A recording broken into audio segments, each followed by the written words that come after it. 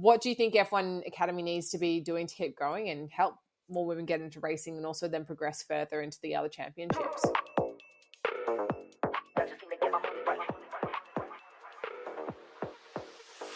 I'm Elle. And I'm Pat, and we are Paddock 43. And this is your F1 Fix.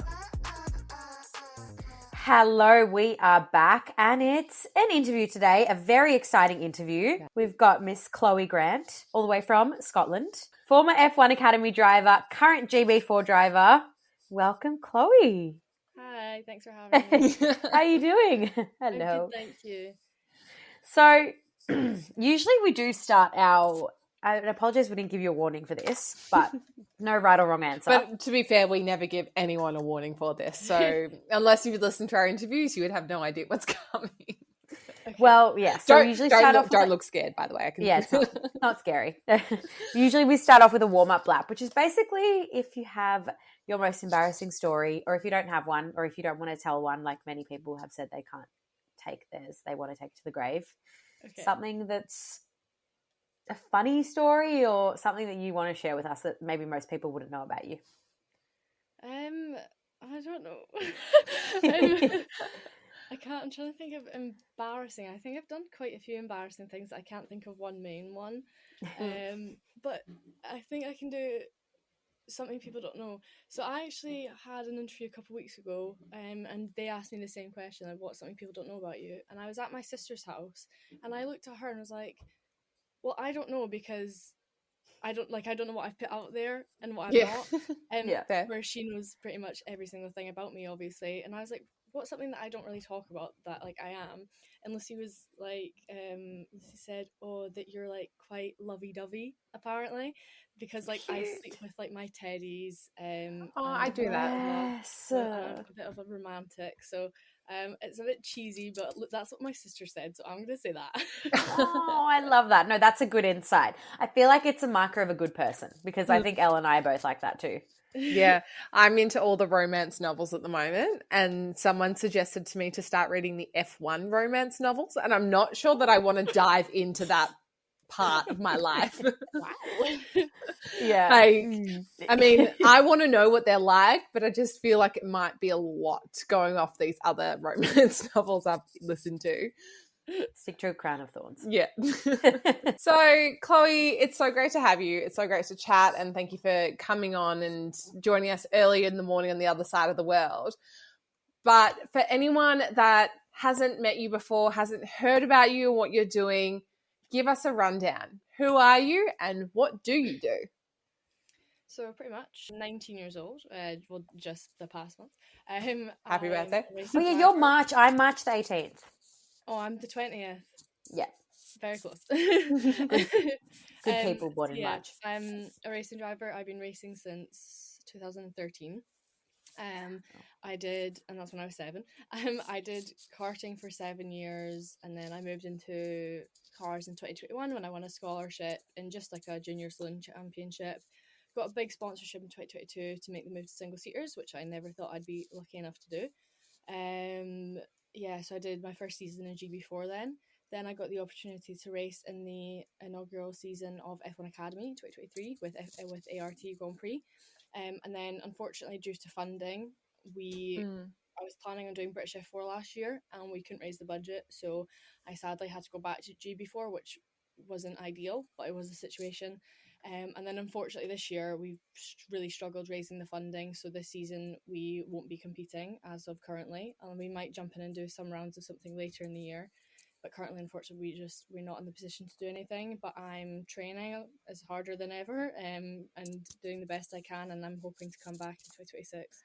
I think that's something that a lot of people don't realise is how much funding is actually needed to compete in all the different categories and to stay in the categories. A lot of people think it's just easy, and that because F1 is such a wealthy, rich sport that it carries on through. How have you found that, trying to advocate for yourself to get funding and convince people to stay on board? Yeah, it's really difficult. I mean, when people say what's the hardest part of the sport, it is getting the money. Yeah, it's so difficult. Like all the I'm not like trying to throw down on other people. Like all the families that we've pretty much raced against are like rich and can do what they want, and like fair enough. If we could, like we'd do the same. Yeah. But we just unfortunately aren't in that position. Like we race purely off of sponsorship. We were fine in karting, to be honest. My dad was completely fine with that financially, but it was when we made the move to cars. I've been very lucky enough to have quite big and very kind sponsors in my like years of single seaters. And the way that I like nurture their relationships, I feel like a lot of people don't focus on doing that when they get sponsors, which is the way that I've done it. I've managed to keep them all for like 3+ years. Wow. And it's just unfortunate with like the government getting a bit, changing a lot in the UK recently. Businesses have had to get a lot tighter with budgets, so it was more difficult this season. And also I kind of decided what I wanted to do a bit last minute, and I didn't want to do what I did last year where we rushed into something and it didn't go, like it obviously doesn't go well when you don't, when it's not planned. So yeah, it is definitely really, really hard. It's more harder getting people like sponsors in that you don't already have. But even with the sport, like it doesn't matter how good you are. I mean, I had a really big seat last year that I could have had before looking at doing British F4, and I tested with the team. I tested against 3 other people. I was the fastest. The team said, okay, we're going to sign them. And then the championship said, oh no, I've got somebody who's got 500,000, so they're going to take the seat and you're not going to get Chloe. And so I lost the biggest opportunity of my life just because I didn't have the money, even though I was the fastest on track. Oh, that's so frustrating. Yeah. 24/7, and that's at low levels. That's not even like F3. Like it's low. How Wait, much? what How was much? the figure you said? Yeah. Sorry, Pardon? what was the figure you said? 500,000. So that's how much you need to be in F4 for the year. No, that's not even. No, that's not how much. So the seat that I was gonna be in would have cost me 100,000, and a driver came along and said, "I want it, so I'll pay 500,000," and they got it. I So mean, they just if paid their way in. if you're talking about, So you can just regular- outbid someone. yeah, it happens everywhere. Oh, is Lance Stroll an exhibit of that?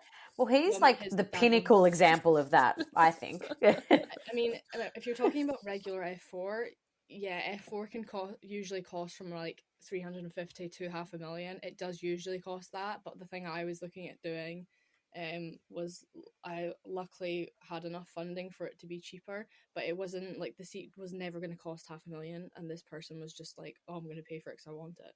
And I lost everything pretty much, and then I couldn't raise enough money, so then I lost that. Then I was going for British F4, couldn't get the funding, and then I had to go for GB4, and I was like, brilliant, I'm back where I started. So I didn't really enjoy last year because my mental state wasn't great because of all that whole situation. So it's been a bit of a bummer the past couple of years, I'm going to be honest with you. So I've kind of I've grown quite an unhealthy hatred toward that championship and that person and the single seater categories. So I will be leaving that and moving more to like endurance racing type stuff, sports cars. If hopefully I will come back, manifesting. Yes, I will come absolutely. Our fingers are crossed for you. I like, unless I get the biggest opportunity financially in a single seater championship, like I'm barely paying anything or I'm not paying at all, then I'm 90% sure I won't be going back to single seaters. Yeah, but in terms of this money, so for example, this 500,000 that was put forward by this person, where does that money, like, where's it going? Into whose pockets? That is my question, and I'm trying not to think about it because I think I know where, but that's like I can't even get into that because I'll just. You can tell us off camera. No. The politics of this, the politics of this sport and the money, it blows my mind. I'm so sorry and I'm so frustrated for you. I think endurance would be amazing. Amazing, but I'm angry for you. And yeah. It's frustrating. I mean, it happens everywhere. I mean, even if you look at like Ollie Behrman's a lovely guy, right? Like I love Ollie. He's a really nice guy. Get along with him very, very well. But he did just pay like a crazy amount to get into F1, and you have to share who just won F2 in 2023, and he's no longer on like the F1 ladder essentially. I mean, he might be. I think he's over racing in America now, so there's maybe still a chance eventually. But like, how do you win F2 and then have to go to America? And somebody who didn't win F2 just gets to pay, you know. So it's politics and money, and it happens at every level. I'm not going against Ollie. I'm just trying to point out, you know, that it happens at every stage. Yeah. Gosh, it makes you think as well, like how much more competitive the grid could be. Yeah. Like, do you reckon then, Pat, and also Chloe, with a potential, well, we know it's coming, 11th team coming into Formula One, do you think it'll be more competitive, or it's just going to open up more people trying to buy their way into the sport? It'll just be people buying their way in. It's always going to be that way. Yeah. Like, people are money greedy, money hungry. Unless you're with the right people. Like, there is some teams that are genuinely like, no, we want to win. We don't want your money. Like, there is some teams that are genuinely like that.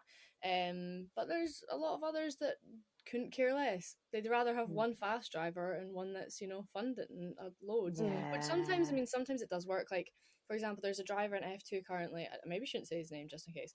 But like, even when he was in F3, they had the same setup pretty much. Actually, who's he with? I'm trying to think.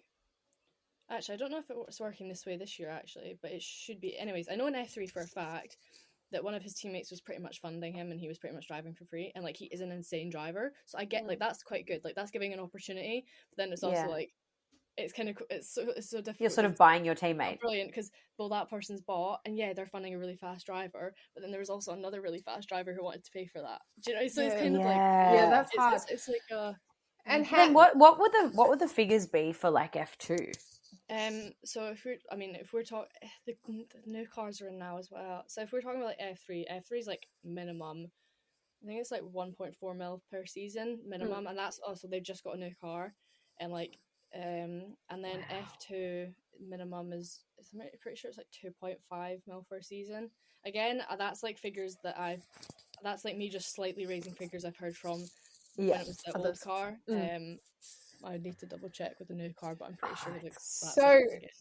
Beyond the financial challenges of trying to compete in the sport, there's also gender challenges. How have you found that? I don't think there is. You don't? No. It's in terms of like, there's always been like people being like, girls can't do this. And like, have you felt like the boys racing have ever been like, sit down, because we're not about that. Gender is something I can speak about for a while, because I always get asked it. I don't think it's that much of an issue, as in I think social media makes it like look so bad, like, oh my god, we get so much. We don't. Like, if you forget social media exists, right, and you just walk into a paddock as a female in almost every industry, I'm not going to go speak for everybody else, but I'll say for my walking as a driver, nobody. Oh, my dog's just walked in. Hi, puppy. What breed? What do you have? A cockapoo. Oh, hello! Oh my goodness, you are so cute. My door. Yeah, sorry. So, if you just walk in as like a driver, like nobody cares. Like I've worked, like I say, I've worked with like ART is such a high up and professional team. Worked with them, couldn't care less. Sponsors couldn't care less. Like mechanics couldn't care less. That's awesome. Nobody cares. So good. Like genuinely, the people that actually matter and the people that actually work in the sport, they do not care, and that's what I like. That's what I focus on.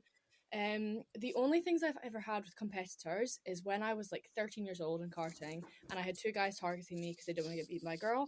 And the reason that was happening is because it was like their granddads or their dads being like, "We can't get beaten by a girl."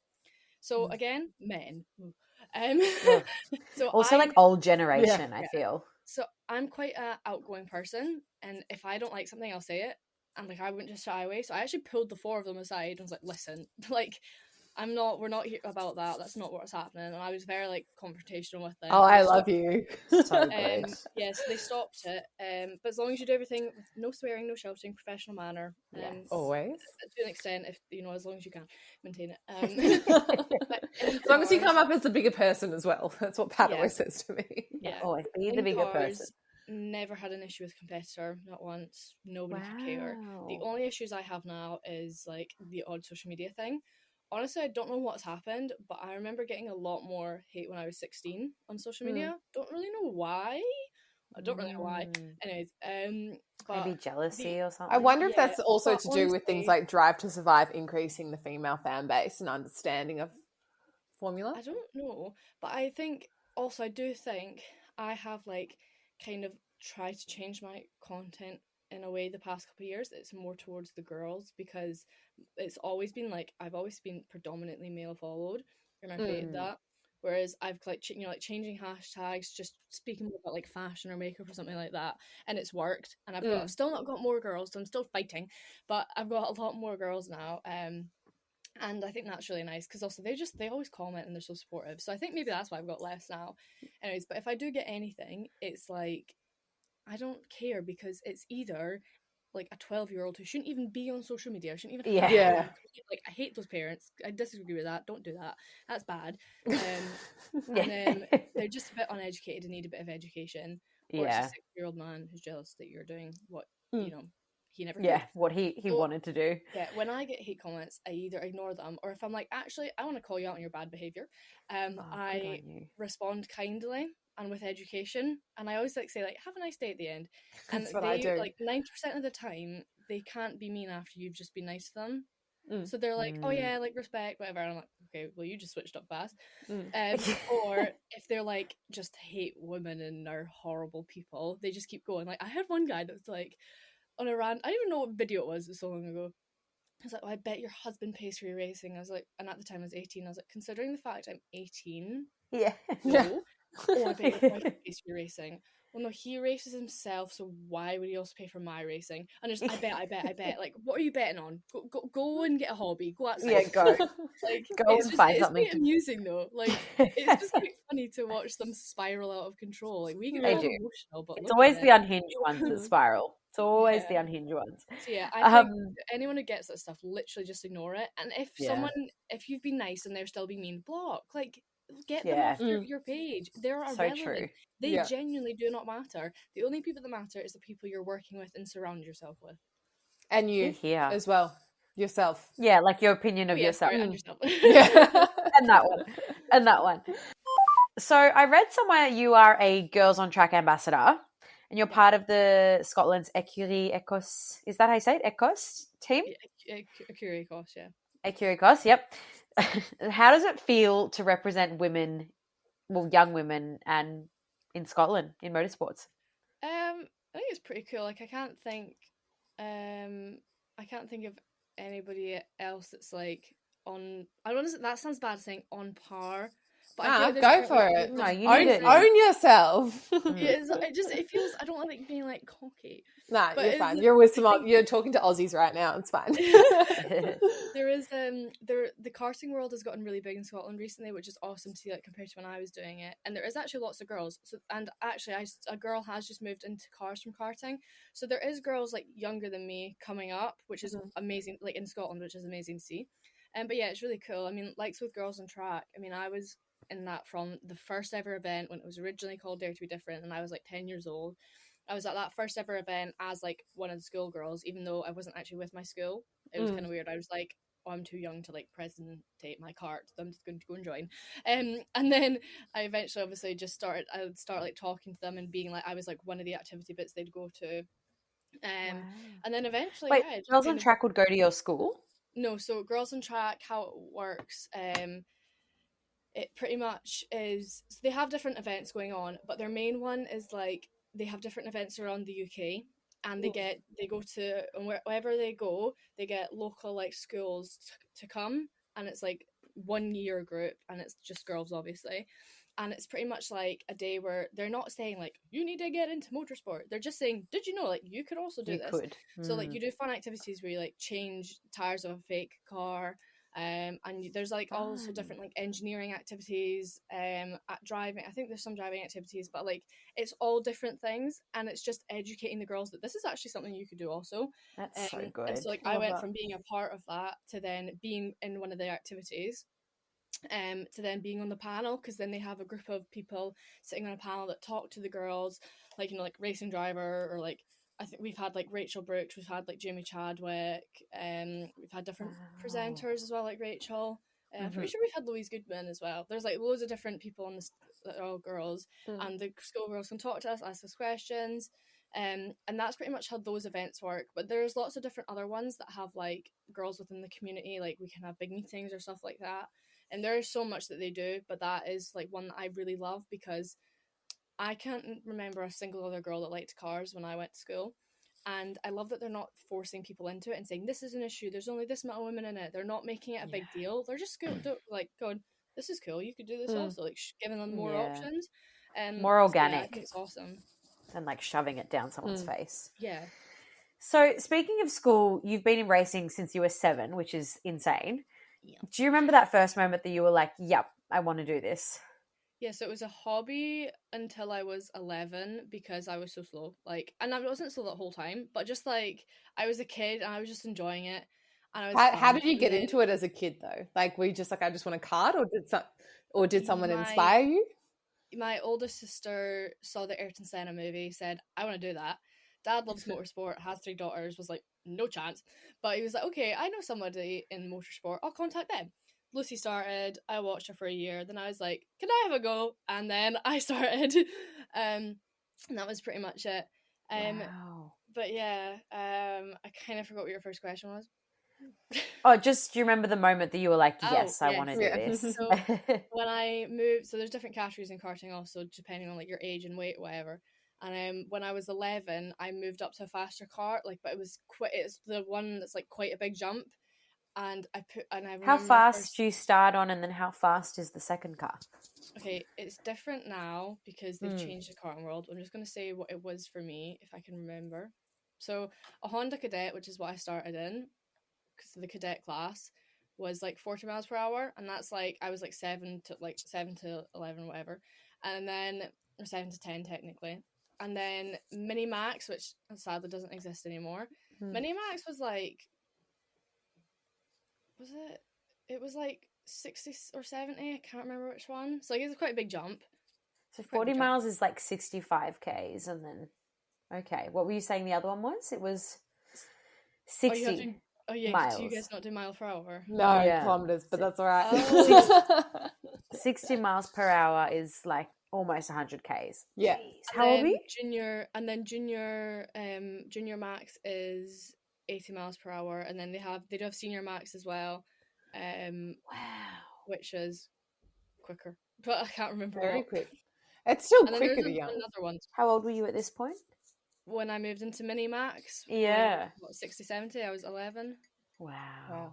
So yeah, so when I moved into that and I had my first day in the kart, I pretty much just like, I don't know, I felt the speed and the adrenaline. I was like, oh my god, and it clicked. It was just, I can't even explain it. It was just like, I started off in cadet so slow and so progressively, just like singing in my helmet to finally getting a bit quicker. But whereas Mini Max, I just hit the ground running because I don't know, something about that going that much faster. I loved it. Yeah. So yeah, it was that day that I was like, yeah, Dad's screwed with his wallet. What did your parents say and your siblings? I guess there's not really been time to say anything because we just kept going, and like obviously it just looked like a hobby. Like me and Dad were always out together karting. And Dad just loved it. Dad enjoyed it. Like Dad really, bless him, he's really struggled with us moving to cars because he's had to take a huge step back because it takes such a financial dip as well, so it gets more expensive, but he has to step back and he can't do anything. Like obviously in karting he was hands-on, he was my mechanic, we literally did everything together, so it's been really difficult for my dad to step back, keep his hands off, not annoy the team. And also sometimes I do travel on my own, and you know, like just like last year I went to all my races by myself pretty much. So it's been difficult for him. I feel for him. My mum wasn't allowed to come to kart races because anytime she did, I crashed, and we're a very superstitious family, so I blamed my mother. But when she wasn't there, I didn't crash. So, you know, you probably like subconsciously knew that she was worried about you as well because you're her baby. Yeah, and then when we moved into cars, Mum came to quite a lot, but she stopped now because it stresses her out too much. But she's a bit of a pacing mother when she watches, but she actually prefers watching the cars over the karting because, in all fairness, the cars even though it's a lot faster, it has a lot more safety precautions. Yeah, you're actually closed in. Yeah, and then I have my 2 sisters. Katie's zero interest in motorsport, but very supportive. But she's quite sensitive to noise, so she doesn't really come to the races. So that's fine. She just watches from home, take care of Sandy. And then Lucy obviously was the petrol head before me. Every time I enter into a new championship, round one, she cries every time, without a doubt. She's had a baby 7 months ago, our first nephew Franklin. So she's kind of taken a step back, but she was like my media marketing manager, doing everything for me. So I've had to learn to be independent. And she used to come everywhere with me, but obviously, unfortunately, having a baby stops you from doing that. But she's given us the greatest gift in the world, so I'm not going to complain. But yeah, she's done, like, we've been joined at the hip for pretty much since I started racing. Oh, I love that so much. So then sharing all the championships and the driving with the family is obviously a massive thing. How did it feel when you got the call up for F1 Academy and sharing that with even your sister? And of course, your dad and your mum and your other sister, but mainly your sister, who you obviously have so much respect and love for. Yeah, it was quite good. So the way the F1 Academy worked then and now is very different. So now it's like, I don't really know, I guess. You just like, you have to talk to the championship, which I think is stupid to get into a championship. Like, why do you have to talk to the championship? That's dumb. Yeah. Whereas when I did it, it was like any other championship. You spoke to the team, you tested with the team, either in a car or on the sim, and then they went, okay, we want you. Whereas now it's like the championship say, we decide you don't get to choose your drivers. And I think that's so dumb. Anyways, not going to get into that. I did not know that. No, neither. Yeah, so I actually originally spoke to, now called Road and Motorsport, was at the time Road and Carlin. I actually spoke to them first, tested with them in Wales, did really well, but unfortunately they wanted more budget for testing, which at the time we didn't have, which we could have had, but we just were so scared to sign a contract without having money. So we spoke to a guy at High Tech who's helped me out with a lot, and he was like, I know Seb, I'll get you in touch. So got us in touch, flew to France, went on a sim, 2 days later got an email, we want to sign you, and that was it. So yeah, it was very, very exciting. I didn't cry, which is unusual. I usually, because I'm a very emotional person, but see, when it comes to my sport, I'm very passionate and I have lots of emotions. It's like the first time when I found out I was moving into single seaters, bawled like a baby. But I think it didn't feel real.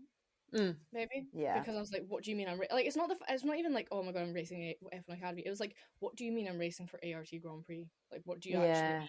Like, genuinely, like, they win F3 and F2, and like I'd never be able to afford to race with them if it wasn't for the F1 Academy. So I'm very grateful for that, because of the fact that they just do like F3, F2 Formula Regional, which are very expensive championships. Recently got into F4, but at that time they weren't.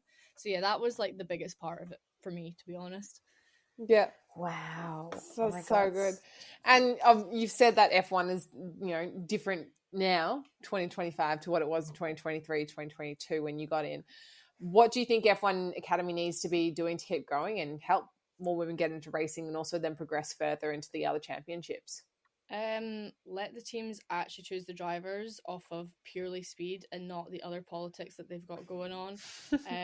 And also actually keep funding the driver that wins. Marta Garcia now can't continue in single seaters.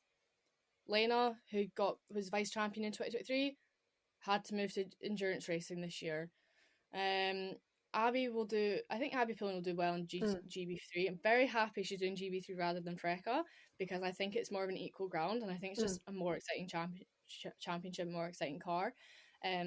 So I think Abby will do well in GB3, but go and actually support her after that. It's like, why are you giving them funding for 1 year? Brilliant. What do they do after that?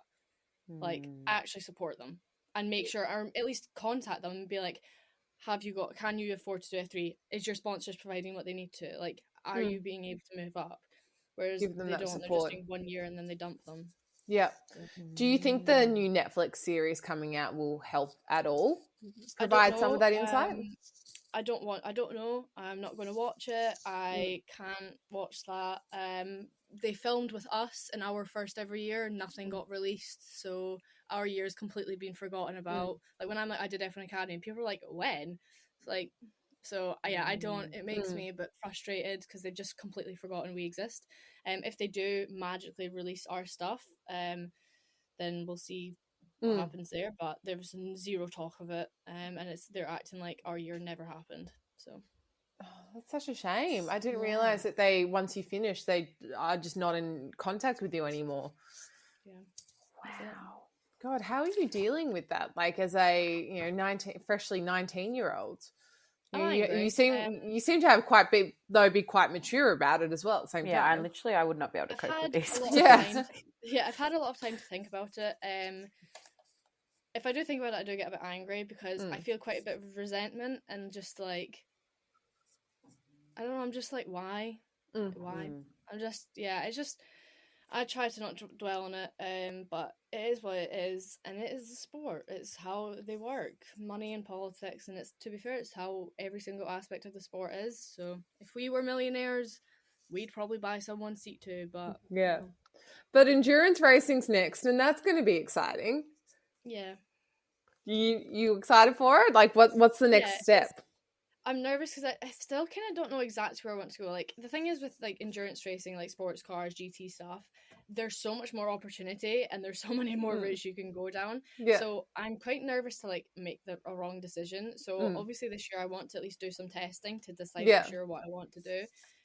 It's definitely scary going into something new that, like, obviously single seaters I know like the back of my hand now, whereas like that stuff I just kind of know a bit. I don't know it very well. Like, I don't know every single championship and all this and that. So it's a bit nerve-wracking, but hopefully once I get some testing under my belt and whatever I want to do, I'll feel a bit better.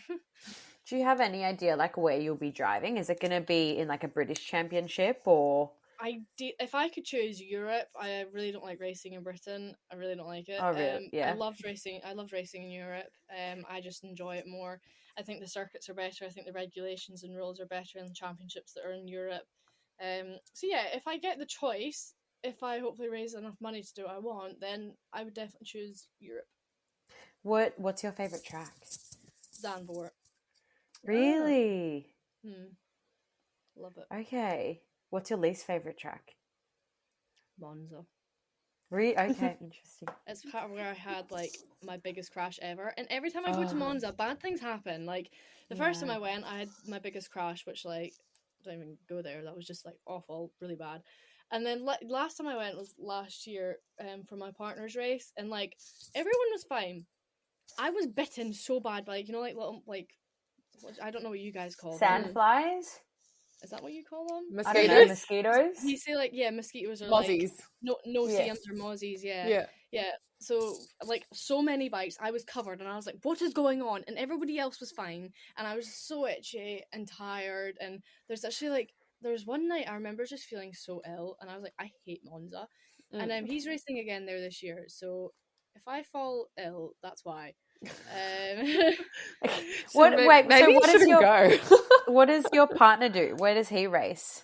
So he was so we met in single seaters. So we met in 2022 when I was racing GB4. He was racing GB3, because obviously we're on the same weekends. And then he came P3 in GB3. Actually, so he won Ginetta Juniors. Did a first year in GB3 as a learning year. Did a second year in GB3. He did loads of karting before this as well. I'm just going to blurring that out.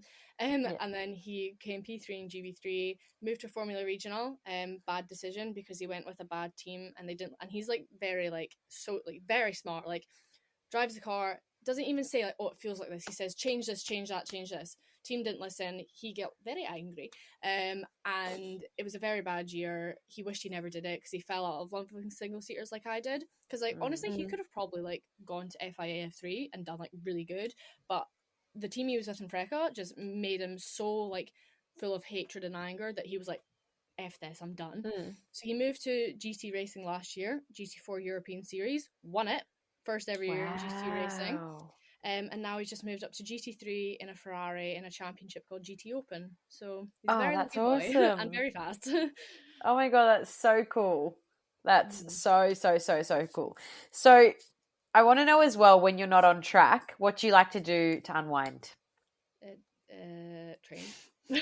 Train, yeah. Do you do the neck thing? Yeah. What's your training involve at the moment? Yeah, I do all that. The neck thing. I do. Oh, we're so we keep doing this because we're really intrigued about neck exercises, that we actually want someone to put us through some neck exercises just to see how weak we are, like, and how strong you guys have to be. So because I'm obviously not currently got any races coming up, it's a bit less pressure, so like I can pretty much go between like training muscle to training endurance whenever I really want. Whereas obviously it depends what you're racing, it can be a bit tighter. especially depending on what your driver weight is for the championship. You need to know and train for that. So yeah, currently I'm just keeping fit and just trying to reach some goals that I personally have. So yeah, I like going to the gym, and if I'm not going to the gym, I quite like walking recently. I don't know what's going on, but I like going for coffee, a little iced latte, and then That's going for a nice. walk. I've been enjoying that, and I spend a lot of time with my nephew. I unfortunately recently left a job because I just couldn't deal with my boss. He was just like too much for me. And I left that job, and I've just had a lot of time to think about what I want to do next, as in like work wise, not racing wise, because there's just too much to juggle. So I've been spending time with my wee nephew, which is really nice, getting to see him grow up and change. And then yeah, pretty much just family time. And I've just been at home for probably like over a month now, which is very unusual because obviously usually I'm up and down the road all the time. But then luckily this Friday I get to head south, and then I'm going to my boyfriend's first round in Portugal, which will be awesome. Oh, So I'm finally awesome. be busy again, be doing stuff. I do have a YouTube channel that I started last year, but it's really difficult. Like, I don't know what to film when it's not to do with racing. Like, I feel like that's boring, but then people also kind of do want to see like a normal day. Yeah. Because they're So, interested I in the don't know. life behind the driver as well. Yeah, it's kind of difficult. I'm trying to do more stuff on that, but it's hard. But once I start going to Tom's rounds, it'll be a bit easier because it'll still have that. So yeah, I don't know. I've kind of just got a lot of different things I'm trying out at the minute. Nice. It's so exciting. God, you've got, I reckon, I can already see it. You've been through so much already as such a young woman, and you've got so much ahead of you. I was just I'm thinking going to that. anticipate a massive comeback for you, and also nailing some endurance racings and winning some championships there as well. Yeah, I feel like when I was your age, I definitely was nowhere near as accomplished. Like, No, it is insane. And you probably, if you look at the people that you went to school with, like, you've lived so much more already, and you've got so much ahead of you. I don't talk to a single person I went to school with, so I think that says enough. Yeah. Sometimes it's not a bad thing. Sometimes we need to move on because we've got bigger things Definitely. waiting for us at the end of the hallway. I don't know what the saying is. End of the tunnel. End of the tunnel. That's the one. End of the hallway. End of the hallway. The school hallway. I've been up since 3 a.m. I can't think of like what the actual thing is. All right. I'm going to, before we finish up here, two things. Do you have any final leaving messages you would like to say to anyone or anything out there? Besides, sponsor me. Yeah. Yeah. Like, we're going to find you sponsors. Yeah. Thank you. I hope so. I don't know. Pretty much just like, I think I say the same thing every time. If you want to get into any aspect of the sport, just go for it. I think if you want to be a driver, just the only advice I'd give you that I wish somebody gave me is train 10 times harder than you think you have to. For example, if you're racing an F4 car, train as if you're an F3 driver. That's why I always say you always have to be prepared. And yeah, just be prepared. Go for it. Don't be afraid. Go out your comfort zone. But most importantly, enjoy it, because you tend to look to the future and say, I wish I was doing this. I wish I was doing that. And you're not enjoying what you're doing in the minute. So yeah, just enjoy it. Love it. Good message. All right. Yeah. Well, we're going to finish off with a little bit of rapid fire. Okay. And so quick thinking, which I'm sure you already are very good at. Are you ready? Yeah. Chocolate in the fridge, yes or no? Chocolate in the fridge? Yeah. Yes. Oh, really? Yeah. Ruins the taste. It doesn't. Nice. All right, dogs or cats? I think I know the Dogs. answer. Yeah, I think we know the answer. Do you keep tomato sauce in the fridge or the pantry? Do you mean ketchup? Ketchup. Yeah. In the fridge. Really? Yeah, see, I keep it in the fridge too. Cold. Yeah. Pineapple on pizza, yes or no? Yes. You're going to, Pat's, you've disappointed little Miss Italian over there. Favorite F1 driver of all time? Lewis Hamilton. Favorite F1 driver currently on the grid, not Lewis Hamilton? Oh, wait, sorry, changing. Ayrton Senna, Lewis Hamilton. Okay, there you go. Someone who isn't in an F1 seat but who wholeheartedly deserves it? Theo Pacher. Nice. Yeah.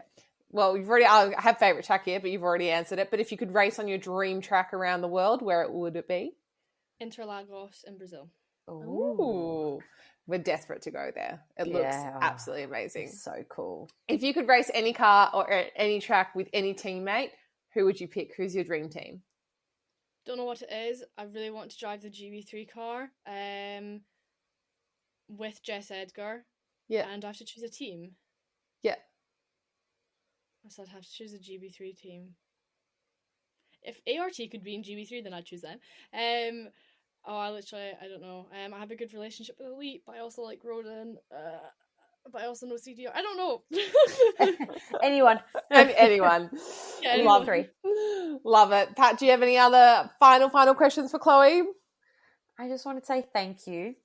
This has been such a insightful and amazing chat, and you are incredible. Like, honestly, not many people your age can like go through what you've gone through and like come out of it so strong, and you've got so much ahead of you as well. And also I was going to say, I feel like you keep building your social media as well, and people are definitely going to see you and invest. And everything happens for a reason, and the right thing is going to come your way.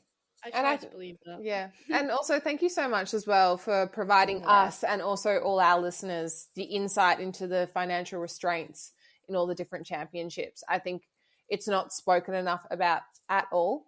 As per our faces when you were talking, and we were like, what? So I think it takes a lot of courage to actually speak up about that. So thank you for educating us. We needed that. We needed that. Absolutely. All right. But lovely. Thank you so much, Chloe. Have a good day, and we'll speak soon. Thanks, guys. Thank you. Bye. I know if I ever see the light, I'll be up in the club and so alright.